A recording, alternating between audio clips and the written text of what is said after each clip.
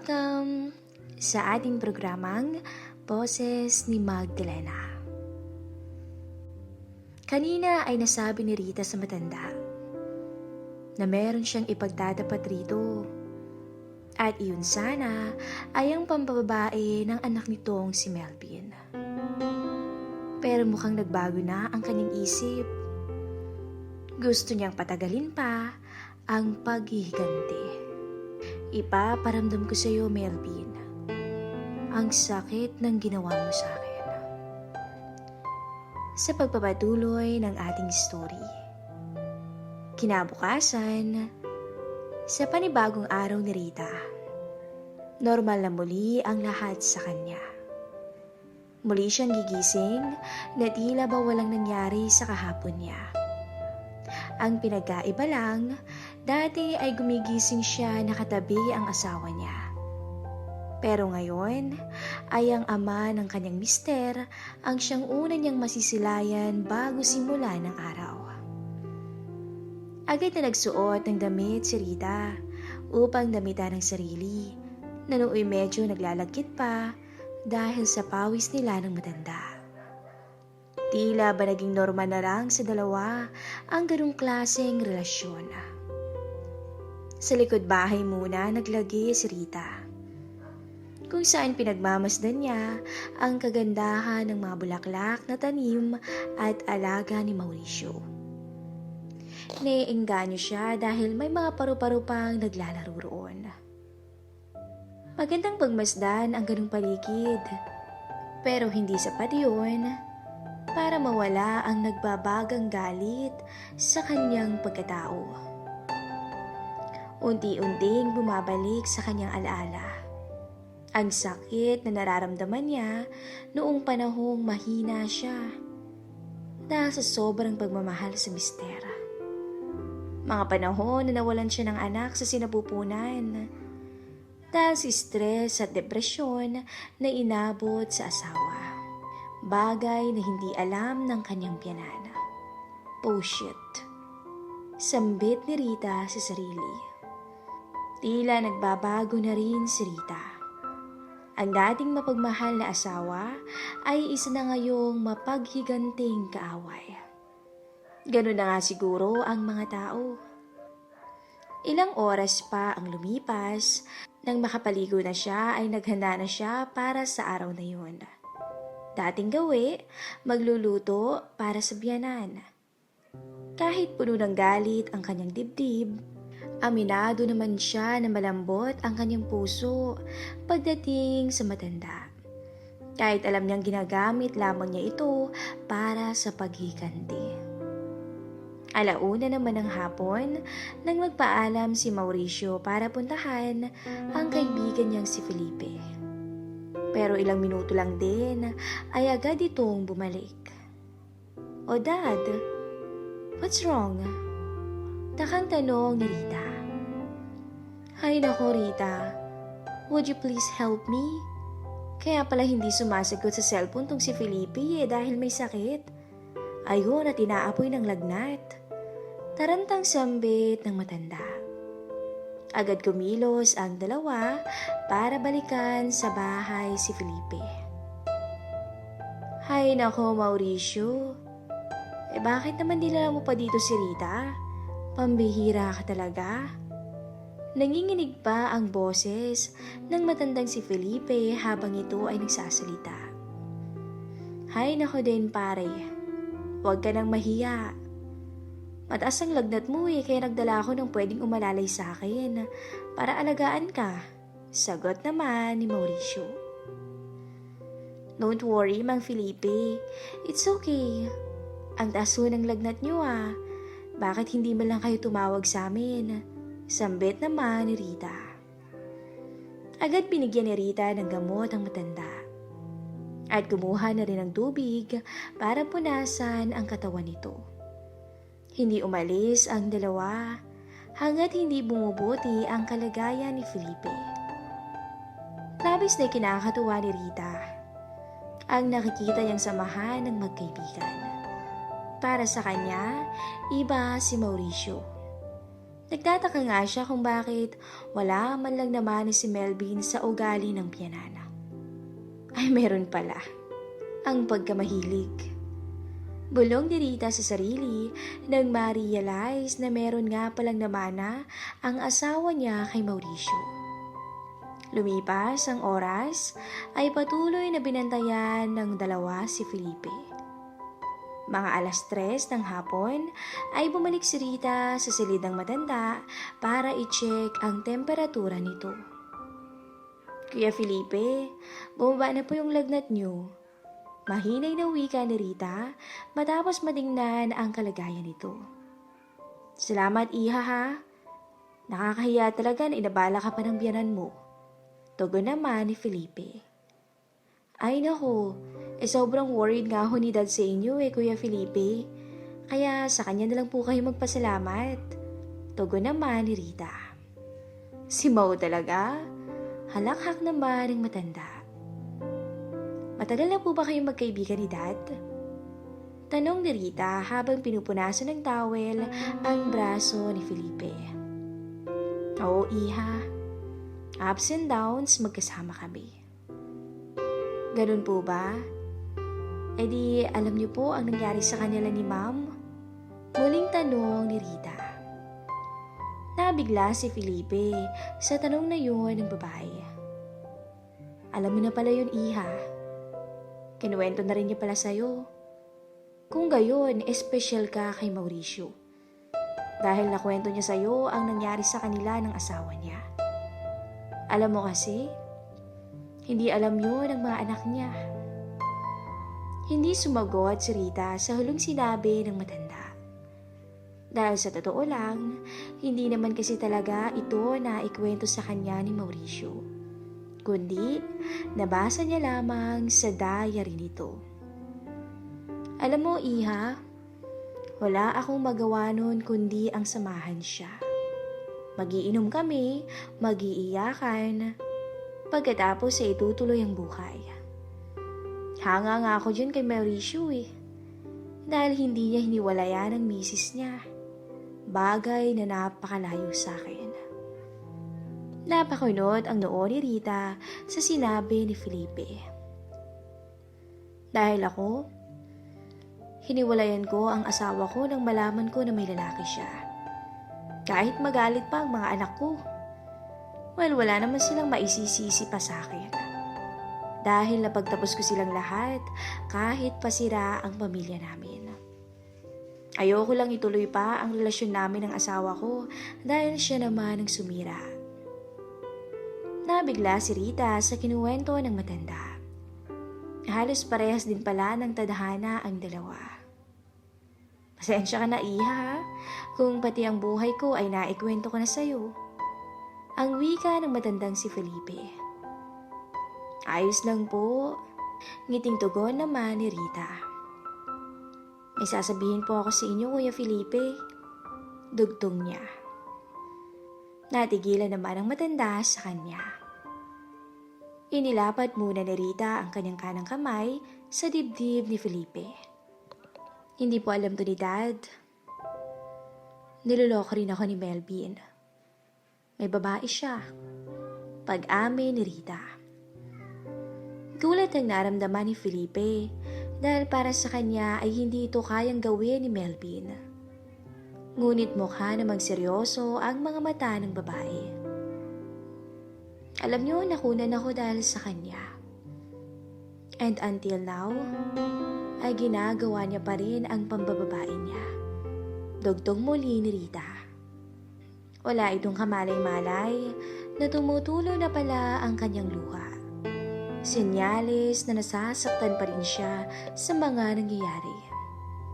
Nagulat na lang si Rita nang lumapat ang kanang kamay ni Felipe sa kanyang pisngi upang bahiran ang kanyang luha. Napahawak siya sa kamay ng matanda. I'm sorry, Rita. I'm sure you're strong enough. Yun ang nakikita ko sa'yo.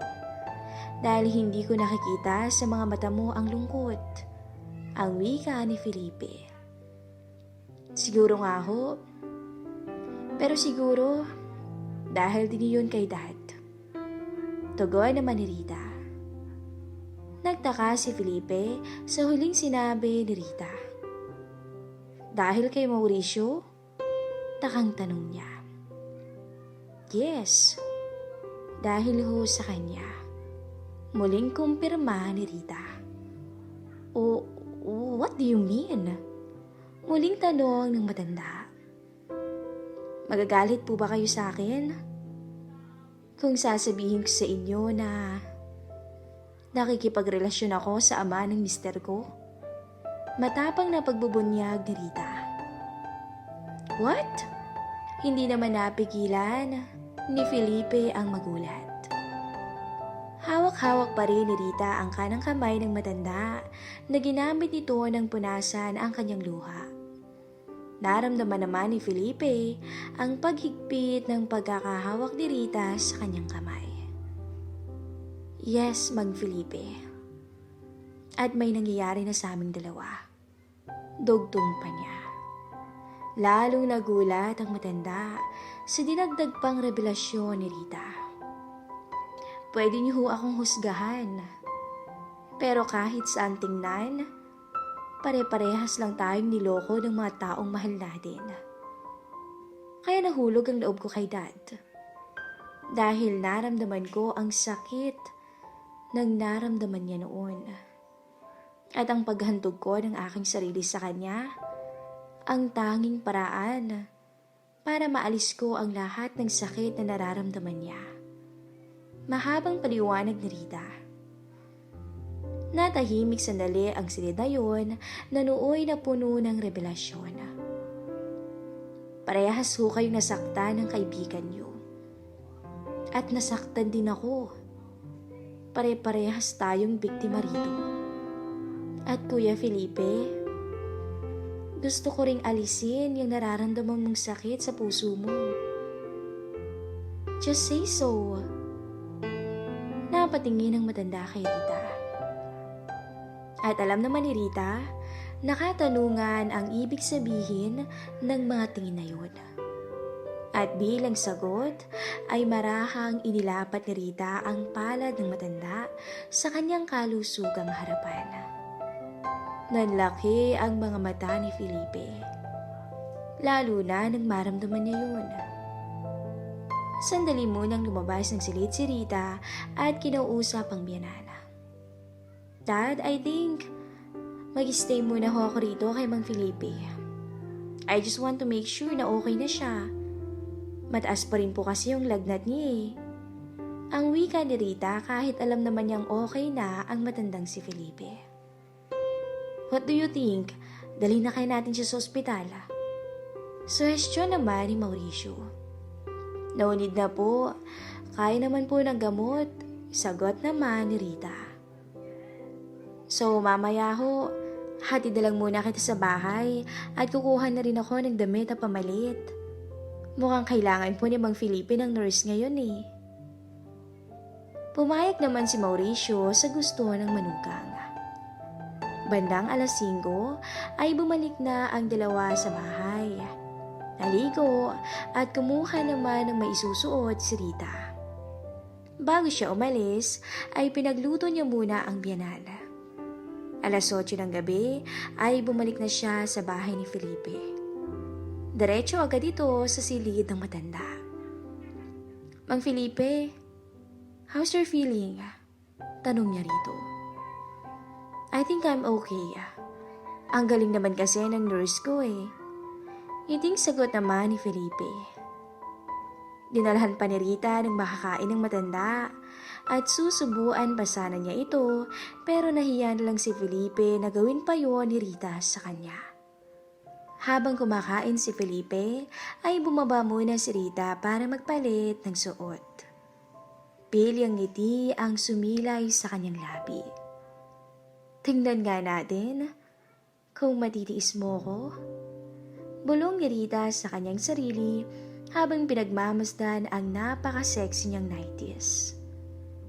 Wala kasi siyang sagot na tatanggap sa matanda kanina. Pero batid niya na nahihiya lamang ito sa inaalok niya. Maya-maya pa ay bumalik na siya sa kwarto. Hi po, are you done? Malambing na wika ni Rita. Pero hindi nakasagot ang matanda sa kanya. Natulala at nabighani ito sa taglay na kagandahan at kaseksihan ng babae. Hapit na hapit kasi sa kanya ang red nighties niya. Mababa ang neckline nito, kaya kaunting yuko niya lang ay masisilayan na ang kanyang hinaharap. Litaw na litaw din ang kakinisan at ang kanyang kaputian. Halos lumuwa naman ang mga mata ni Felipe nang yumuko si Rita para alalayan siyang bumangon. Pansin ni Rita ang pagka-tense ng matanda habang tinutulungan niya itong mag-ayos ng sarili. Ni hindi nga ito makatingin sa kanya. Pinunasan niya ulit ang matanda, tapos muling itinihaya para alisin naman ang short nito. Ay Rita, ako na lang rito. Pag-awat ni Felipe sa kanya. Pero walang sagot na ibinigay si Rita. Bagkus ay tiningnan niya lang si Felipe ng isang kaakit-akit na tingin. Dahil doon ay hindi na nakapalagpa ang matanda at hinayaan na lang niya ang gusto ng babae. Agad na tinakpan ni Felipe ng kanyang mga kamay ang kanyang itinatago. Hiyang-hiya ito, pero pilit namang pinapatanggal ni Rita ang pagkakatakip ni Felipe sa kanyang harapan. Mang Felipe, paano ko naman po yan mapupunasan kung tatakpan niyo? Pamimilit ni Rita. Sa ilang sandaling pagpipilit ay nagwagi naman si Rita. Kitang-kita niya na natatangay na ang matanda. Samantala, nanginginig naman ang katawan ni Felipe. Nang dumantay ang basang bimpo sa kanyang mga hita. Pinunasan siya ni Rita hanggang sa kanyang mga paa. Pinagmamasdan lamang niya ang bawat galaw ng babae. Lalo niyang nakikita ang kagandahan nito. Hindi niya lubos maisip kung bakit ito pumatol sa kaibigan niyang si Mauricio. Para kasi sa kanya, kung hahanap man ito ng ipapalit sa asawa, ay dapat sa kasing edad na lamang niya. Pero ayon na nga rin mismo kay Rita, ay may nagaganap na sa kanila ng biyanan. Ganun pa man, tama rin naman ang sinabi nito sa kanya. Pare-parehas lang ang nangyari sa kanilang tatlo. Niloko ng mga mahal nila sa buhay.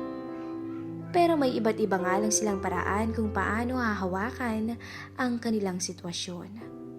At kung tutuusin nga, ay mas masakit talaga ang nangyari dito dahil nawalan pa ito ng anak. Totoo ba na pinagbibigyan mo si Mauricio?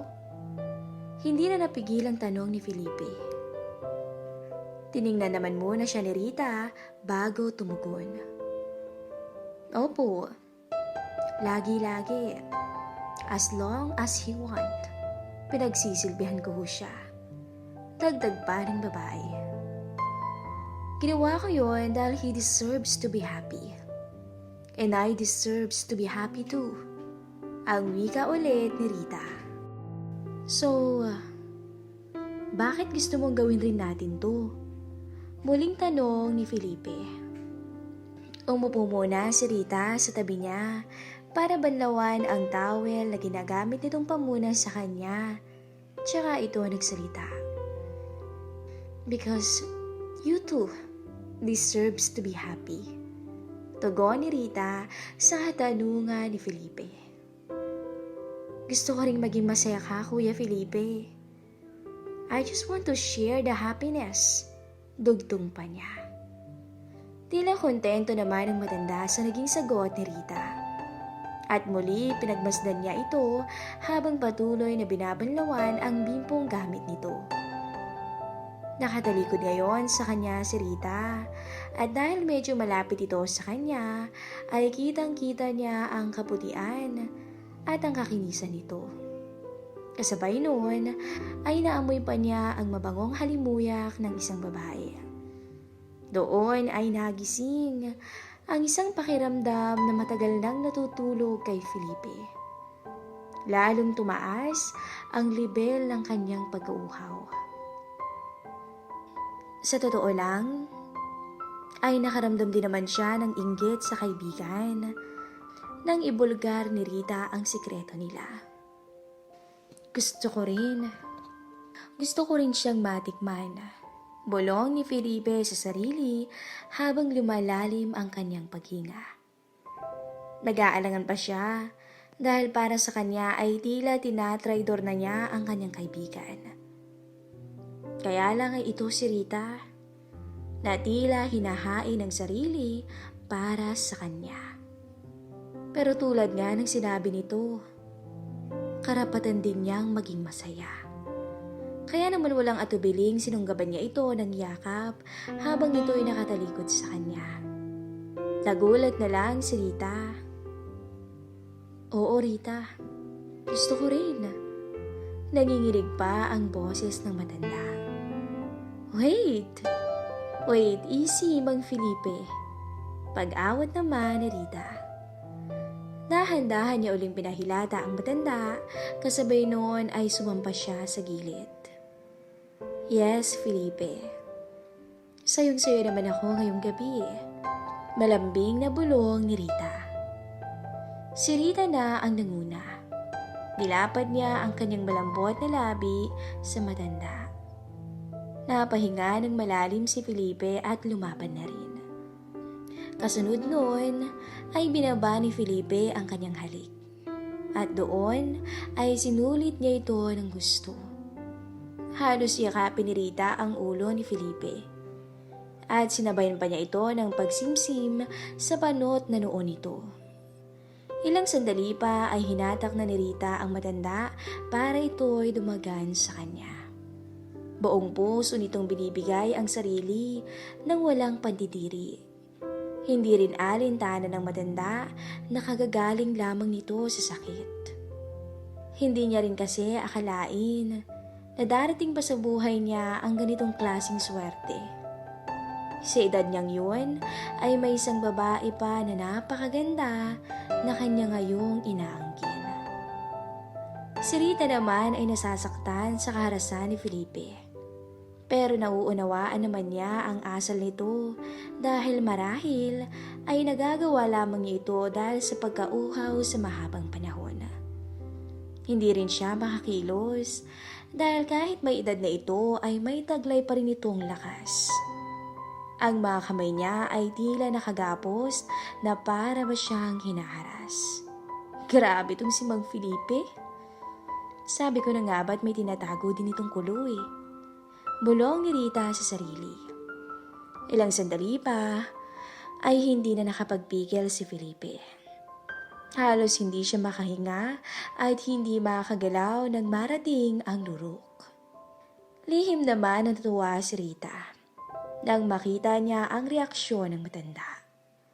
Bumangon pa siya at ginising ito mula sa pagkakatulala sa pamamagitan ng paghalik sa labi nito. Oo nga't ginagamit lang niya ang biyanan sa paghihiganti. Pero aminado siya na ang isa sa dahilan kung bakit siya ngayon pumatol sa kaibigan nitong si Felipe ay para masubukan naman niya kung ano ang kaya pang gawin ng isa pang matanda sa kanya. At tama nga siya. Hindi nga siya nabigo. Kakaiba nga talaga ang mga matatanda na siyang nagbibigay ng sobrang kaligayahan ngayon sa kanya. Tila ba ang pakikipagniig ay ang siya niyang naging sandalan sa kalungkutan at depresyon na naranasan dahil sa babaerong asawa. Abangan po ang susunod na kabanata ng ating story.